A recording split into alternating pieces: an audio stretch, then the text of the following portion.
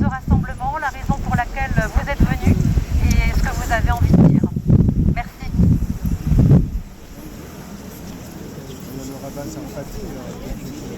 Juste un mot, nous sommes ici un certain nombre de femmes de l'Alliance des femmes pour la démocratie, en solidarité absolue avec la communauté juive et contre l'antisémitisme, et c'est pas d'aujourd'hui. Et je voulais juste dire un mot, penser à Simone Veil, qui était une grande amie d'Antoinette Fouque, qui a fondé cette association de laquelle nous faisons partie. Voilà. Merci.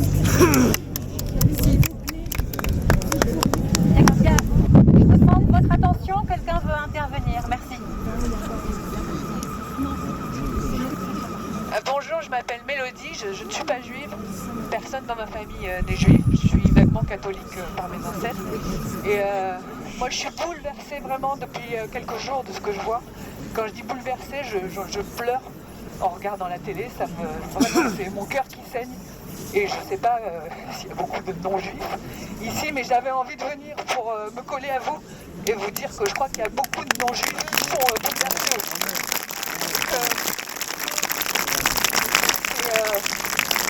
C'est en tant qu'humain qu'on doit réagir au-delà de toutes les communautés.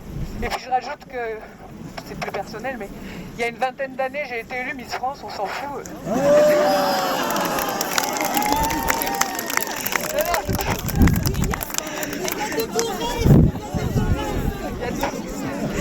Ce que je veux dire, c'est que j'étais dans les paillettes et voilà, Miss France, je coupais des rubans dans les foires au boudin. Mais quand même, ça m'a donné, j'avais 20 ans à l'époque, une idée de la France que j'aime et c'est pas au nom de la France que je parle, mais voilà, au nom de moi-même. Je m'appelle Mélodie, je suis pas juive et je suis... je suis bouleversée par ce qui se passe et je pense qu'il y a plein de gens qui sont bouleversés, qui ne le disent pas et que voilà, vous n'êtes pas tout seul.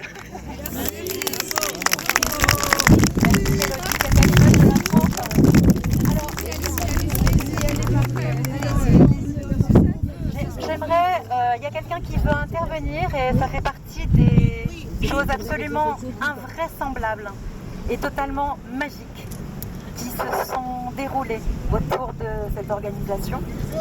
J'ai retrouvé ma voisine d'enfance. Enfin, c'est elle qui m'a retrouvée. Bravo. Bravo. Il n'y a pas de hasard. Hein? Oui, il n'y a pas de hasard et je voulais rebondir sur ce que disait si joliment Mélodie. Je m'appelle Laurence, j'ai connu Rebecca il y a longtemps et je ne suis pas juive non plus, bien qu'en amour avec le peuple juif depuis mon enfance. Au fil de mes amours, de mes amitiés, mon fils s'appelle Samuel et je suis fière qu'il porte ce nom, même si on m'en a dissuadé parce que ça pouvait être dangereux. Mais sachez que nous vous aimons et les justes d'hier se sont levés, mais ceux d'aujourd'hui se lèveront aussi pour dire non.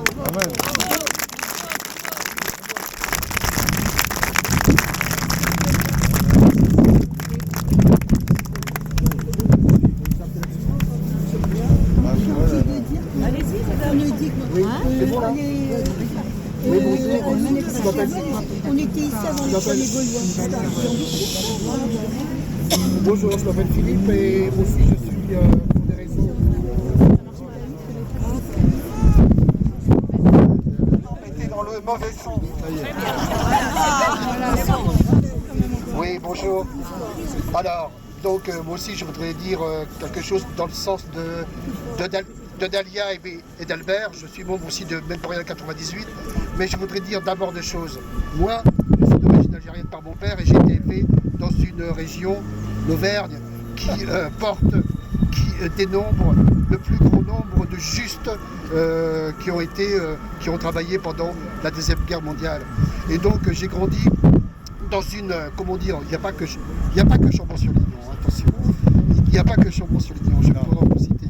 Bon, et j'ai grandi dans l'histoire d'une histoire politique extrêmement clivée, où la gauche et la droite étaient radicalement, violentes, où les combats étaient radicalement violents pendant la Deuxième Guerre mondiale. Et d'un certain point de vue, avec tous les gens qui m'ont construit, mes profs, mes enseignants, ma famille, eh bien, j'ai ressenti ce qui s'est passé à Toulouse comme ça a été dit, comme une véritable rupture avec ce que j'avais entendu, avec ce que j'avais compris de ce pays-là. La deuxième chose est la suivante. J'étais militant, je viens de terminer ma carrière professionnelle, j'ai travaillé dans une grande entreprise publique qui est la Poste, je travaillais dans un centre de tri où j'ai travaillé avec, où j'avais des responsabilités syndicales départementales. Et je me suis aperçu, et je travaille, oui. C'est la clinique. J'ai travaillé donc avec des jeunes, avec à peu près 50% de jeunes collègues et de moins jeunes collègues issus de l'immigration. Je peux vous dire que ce qui s'est passé à propos des attentats a été un véritable calvaire, un véritable cauchemar. Car je peux vous dire que les effets, ça a été dit par Albert, mais effectivement il faut nommer les coupables. Les coupables, ce sont les Dieudonné, ce sont les Soral, ceux qui diffusent et qui ont un succès mais assez important auprès de la jeunesse. C'est tout à fait considérable. Et il faut dans les organisations syndicales rappeler, recommencer, rappeler ce qu'a été faire ce combat qui est journalier, qui devient quotidien dans nos organisations syndicales, dans notre lieu de travail, dans nos lieux de travail. Et je peux vous dire que ça n'a pas, c'est pas toujours aussi simple. Ce que je veux dire par là, c'est que cette bataille-là, elle doit être menée et nos organisations syndicales, nos partis politiques ont des responsabilités très importantes. Parce que si on ne fait pas ce travail-là, alors on le laissera à d'autres. Et vous savez bien, vous le savez tous, et en particulier, vous savez, les Juifs le savent en particulier, et d'autres aussi, ça sera à notre tour si on ne fait pas le travail. Eh bien, la politique, vous le savez, elle a horreur du vide. Et si les militants qui sont dans ce combat-là ne font pas le travail, surtout dans la période présente, d'autres le feront. Et ça sera difficile. Pour le coup, pour ma part, c'est un micro-témoignage dans la lignée de celui de Mélodie et de votre amie d'enfance. Je m'appelle Laetitia, je suis non-juive, mais mon cœur saigne quand je vois ce qui se passe aujourd'hui dans ma patrie saigne en fait. Et voilà, je voulais vous dire que moi aussi, Laetitia, non-juive, je suis avec vous et mon cœur saigne aussi. Voilà, c'est tout. Merci Laetitia. Et moi également, Nicole, je suis non-juive et je suis juive, tout ce que vous voulez. En tout cas, je suis bonjour. Oui, bonjour. Bravo Nicole. Je m'appelle Grégory. Je suis là parmi vous parce que, tout comme vous, je suis scandalisé, remonté par cette... c'est même pas cette résurgence de l'antisémitisme, parce que hélas, je crois qu'il y a des fois où il est plus ou moins caché, des fois où il dit plus ou moins son nom. Mais j'aimerais tout particulièrement remercier ce qu'a fait Rebecca, c'est-à-dire que la lutte contre l'antisémitisme, elle va être menée par nous toutes, nous tous, et que l'initiative qu'elle a prise seule, à la base, qui a été relayée, comme, tout un chacun, on l'a peut-être relayé à nos amis, à nos familles, sur Internet et tout, et ben je pense que c'est avec ce genre d'initiative citoyenne, qui partent d'individus, je pense que c'est peut-être comme ça qu'on va pouvoir, c'est peut-être l'acte 1. espérons qu'il y en aura d'autres. Merci Rebecca.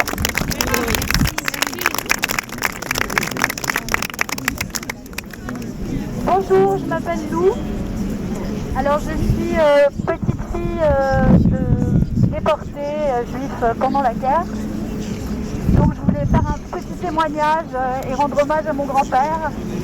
Et dire aussi que comme plein de gens ont pris la parole et ont dit qu'ils n'étaient pas juifs et que finalement ils se sentaient concernés, moi je voulais dire que je suis juive mais que je ne me suis jamais vraiment sentie juive. Il n'y a pas quelque chose de très fondamental dans ma vie à être juive et que je me questionne sur le fait, quand il y a des actes antisémites ou des rassemblements ou des choses graves, je me sens concernée.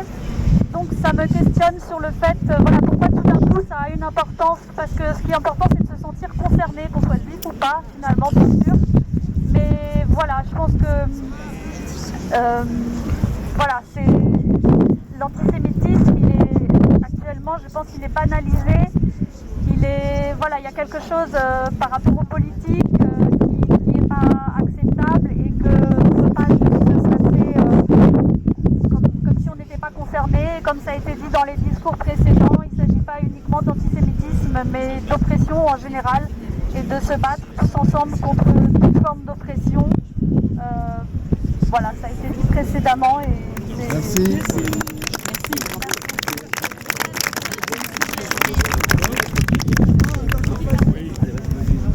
Priorité aussi. Je suis glissée. Rappelons que l'antisémitisme n'est pas une opinion. C'est un délit. Allô? Oui. Oui. Écoutez, moi je m'appelle Kamel Amriou.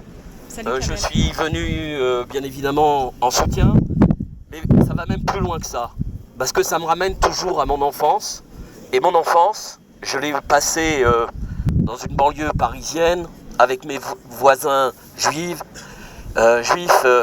avec lesquels j'avais des relations mais inimaginables. Je ne peux même pas vous les décrire. Ça a bercé toute mon enfance. La famille Atlan. Et particulièrement lorsqu'on était dans la cour avec les gamins que nous étions, monsieur ou madame Atlan m'appelait par la fenêtre les vendredis, jour de Shabbat, et me disait: mon fils Kamel, viens allumer le gaz à monsieur Atlan, s'il vous plaît. Viens allumer la télé. Alors quand vous avez 8-10 ans, bah vous êtes là en train de jouer, bon vous êtes embêtés. Vous êtes embêtés. Mais si je ne le faisais pas, je prenais une rousse par mes parents. Parce qu'on devait répondre, bien sûr, on devait répondre. Et notre enfance, ça a été ça. Georges, Jacques, tout ça, toutes ces familles. Eh bien, je le dis avec beaucoup d'émotion parce que quand je pense à cette enfance, avec toutes ces fêtes juives, Pourim, tout ça, où l'on venait nous porter à nous les plats, puisqu'il fallait nettoyer la maison, et que nous, pendant Ramadan, on montait nos plats, etc. Mais cette ambiance, mais vous ne pouvez pas savoir comment elle a bercé ma vie, mon enfance, et comment elle m'a aidé à me construire. Je voulais en témoigner, et à chaque fois que j'entends parler d'antisémitisme, à chaque fois que j'entends parler de quelque chose qui a frappé la communauté juive, je pense à mes amis, à ces hommes et ces femmes, ceux qui ont bercé mon enfance. Pour moi, il ne sera jamais question de laisser qu'on puisse attenter aux Juifs de France et aux Juifs dans le monde. On ne confond pas tout. Voilà ce que j'avais envie de vous dire. Je suis encore très ému par ces amis d'enfance. Et voilà, je voulais vous dire qu'on vous aime et voilà, il n'y a pas de problème. Il n'y a pas de problème. Ça n'est pas le 18e. Nous aussi, on vous aime et vous êtes un drôle de beau fruit. Merci. Alors moi, je vais là.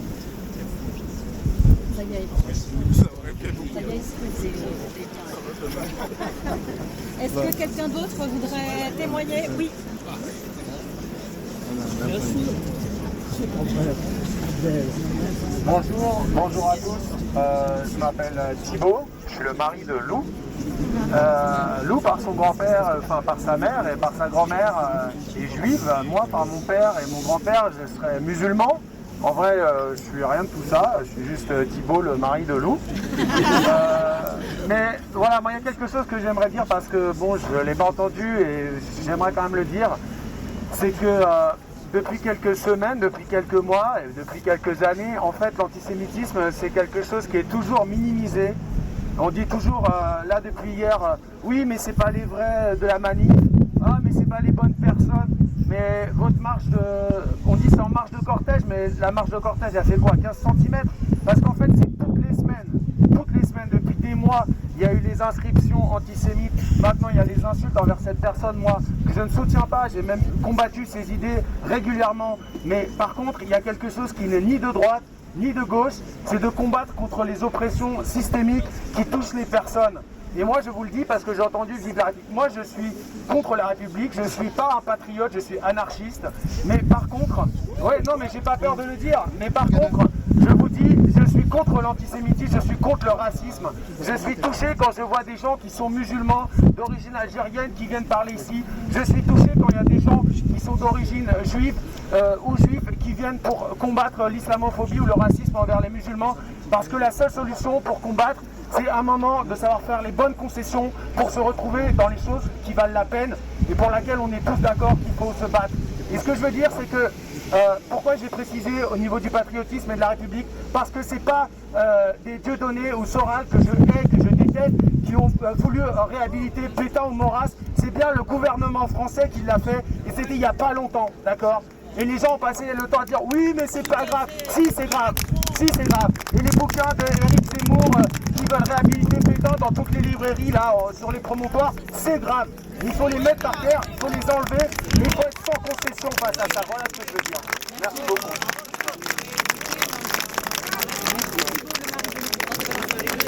Merci Thibault, le mari de Lou.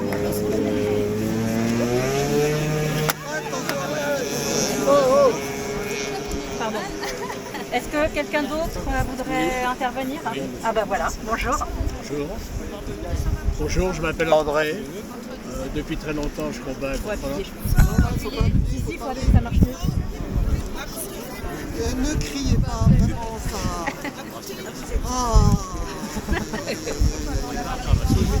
Bon, oui d'accord, je m'appelle André. Bon, depuis très longtemps, je combats l'antisémitisme, soit sous forme de lutte physique, soit sous forme de dessin. Mais je remercie les organisateurs. Mais ce que je trouve bien, qu'il y ait du monde, ce que je trouve dommage, c'est qu'il y a 350 000 juifs en France, dont 100 000 à peu près à Paris, et qu'on soit 300 ou 400. Hein. Et je pense que la prochaine fois, il faut qu'on soit nettement plus nombreux. Ici, il y a plusieurs personnes qui ne sont pas juives, et je les remercie, parce qu'elles se sentent autant concernées. Hein. Et donc, au prochain rassemblement, et qu'il soit nettement plus fort et plus incisif. Merci. Ah oui, merci.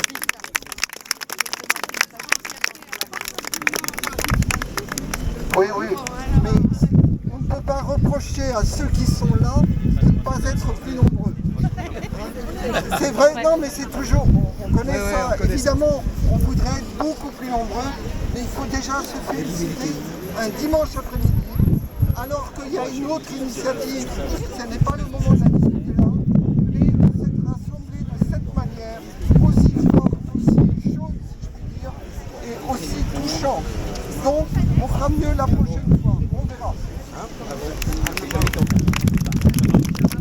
Moi, je tiens déjà à remercier tous ceux qui sont là, parce que la démarche est singulière. On n'a pas trop l'habitude des initiatives comme ça qui viennent d'une personne, que ce soit moi, on s'en fiche.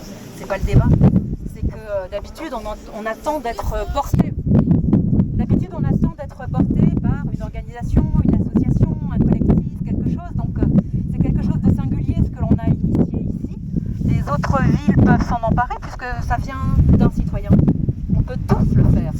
Et d'une citoyenne, d'accord. Mais bon, en même temps, comme je me mets dans la classe humanoïde, donc on est tous en capacité de le faire maintenant. On a une chance formidable avec les réseaux sociaux, avec nos réseaux.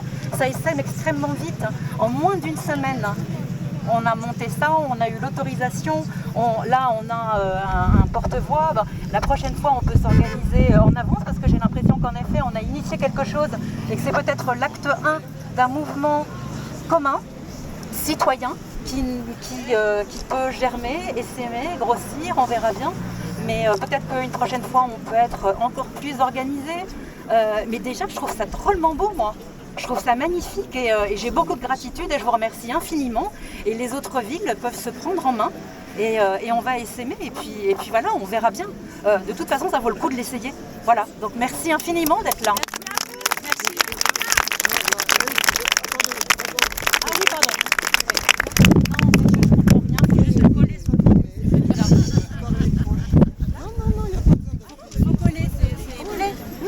Bonjour, j'ai les jambes qui flageolent parce que je suis très timide.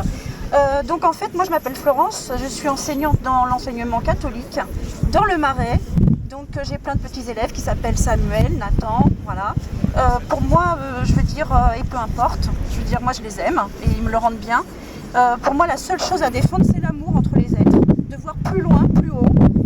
Je défends aussi la cause tibétaine, je défends la cause humaine avant tout et je suis malheureuse actuellement parce que ça me dépasse.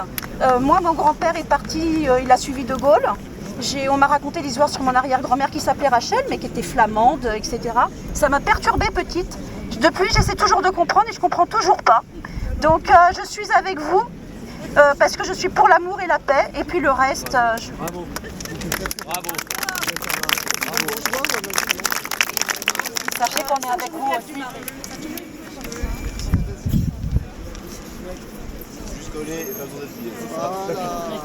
Les collègues. Oui, il connaît.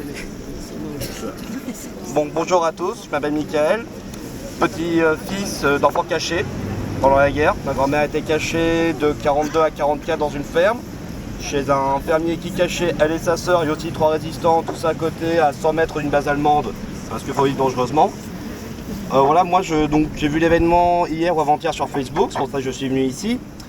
Et alors, je suis en fait très content d'être là pour une raison simple. J'avais une petite crainte et elle s'est levée très rapidement. Parce qu'en général, dans beaucoup de médias, dans beaucoup de chaînes, enfin sur beaucoup d'émissions de radio, de télé, beaucoup de gens se saisissent d'antisémitisme que pour après taper sur les musulmans. Et heureusement, je n'ai pas vu ça ici, aussi bien là par les intervenants, par des organisateurs que les autres intervenants. Qu'il y a quand même pas mal de personnes, on n'est peut-être pas super nombreux, mais bon, c'est qui a fait un peu à la rage, comme vous l'avez dit, donc voilà. Mais voilà, il y a quand même des gens d'un peu tous les horizons, juifs ou pas, blancs ou pas. Et je trouve que c'est quand même un bon début, malgré tout, et que surtout, on n'est pas venu ici pour dénoncer une haine, pour en reproduire une autre. Et ça, c'était vraiment ce que j'avais peur en venant ici. Et au moins, et ça n'a pas été le cas. Et j'espère, si on refait des choses de ce genre-là, qu'on restera là-dessus. Voilà, merci beaucoup. Excusez-moi, un petit dernier mot. Je fais des manifs de gilets jaunes. Je vois en effet des inscriptions, des quenelles, des ananas, des trucs. Je ne pourrais pas quantifier le nombre. J'en vois toujours 5-6 dans tout le mouvement, pas plus. Je ne sais pas à quel point ils sont représentatifs ou pas. Ils sont là. Est-ce qu'ils sont beaucoup? Je ne saurais pas le dire. Mais après, je ne sais pas du coup, en fonction de leur nombre, est-ce que ça vaut la peine de s'interroger sur eux ou pas? Est-ce qu'au contraire, ce n'est pas juste les médiatiser et les renforcer? Petite interrogation de fin. Merci à tous.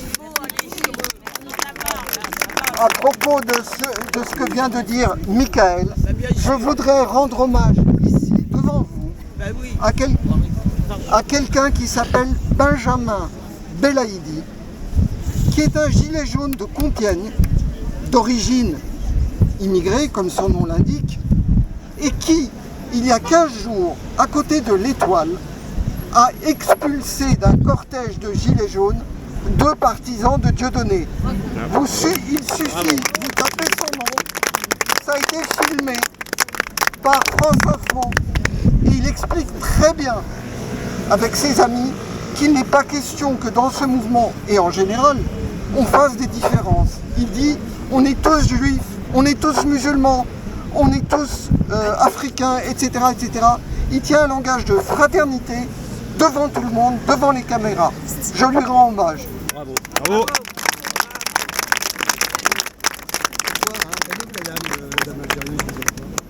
Je pense que c'est important de souligner que c'est vraiment l'état d'esprit de ce rassemblement. Ça n'a pas été simple parce qu'on met de côté des sujets qui sont importants mais qui ne sont pas notre sujet. Et je pense que c'est vraiment extrêmement important de rester dans cet état d'esprit d'humanité, de fraternité et de cohésion, d'unité, de respect, absolument, de respect de l'autre. Ça, de temps en temps, c'était une expérience très intéressante parce que de temps en temps, on a dégénéré sur la page. Et j'ai vite vu une sorte d'auto-administration de la page et je vous en suis infiniment reconnaissante. Parce que je pense que nombre de personnes étaient là parce qu'elles étaient dans ce même état d'esprit de fraternité, d'être non partisan, apolitique. Et du coup, tout s'est déroulé tout seul, comme par magie. Tout le monde a fait le ménage en disant, comme si c'était sa propre page et sa propre initiative. Et je pense que c'est ça la clé, c'est que c'est notre initiative. Et s'il devait y avoir un acte 2, je pense que c'est ça qui doit toujours nous porter sur une amitié, une fraternité et une unité. Merci. Est-ce que quelqu'un d'autre veut prendre la parole? On va applaudir Rebecca. Oui, vive Rebecca.